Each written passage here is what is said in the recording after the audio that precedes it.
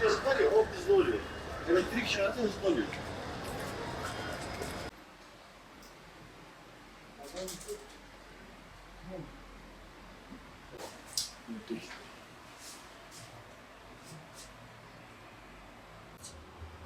Yani Batman'da şu anda görüyoruz ilanda, resmi ilanda 968 tane kiralık daire bulunmaktadır.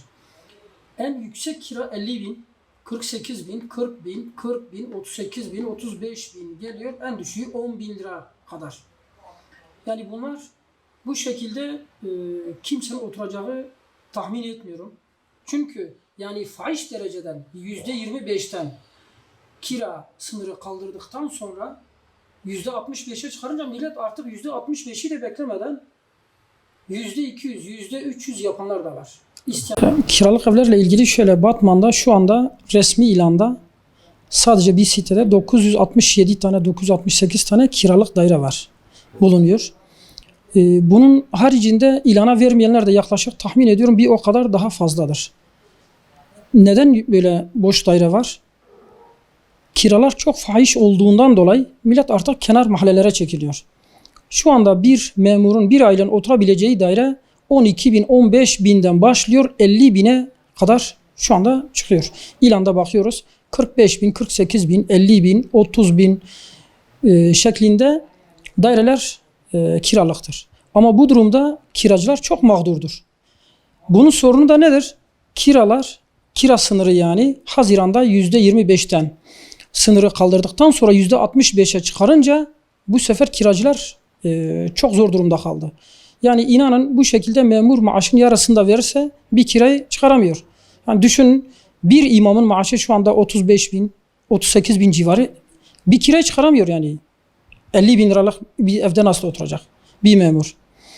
Bunun önüne geçilmesi gerekiyor. Kira sınırı %65'ten bence bu %20'lere 15-20'lere düşürülmesi lazım. Yani devlet buna bir çare bulması lazım. Devlet olur, devletin kurumu olur. Yani şunu da çok merak ediyorum.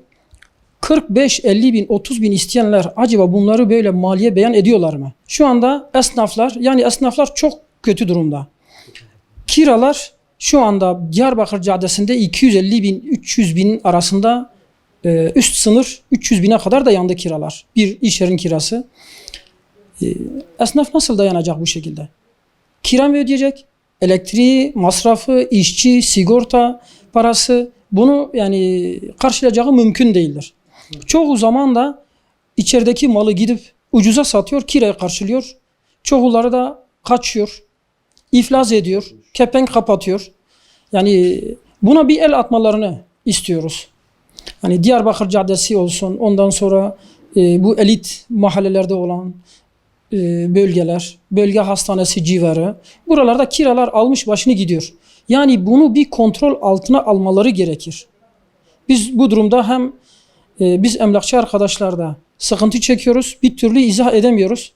Bunu sıkıntısını kim çekiyor? Kiracılar çekiyor. Kiracılar perişan durumda, mahvolmuş. Zaten iş yok. Bir de bu fahiş kirada bunları hakikaten perişan etmiş. Yani bunun önüne geçilmesini özellikle devletimizden talep ediyoruz.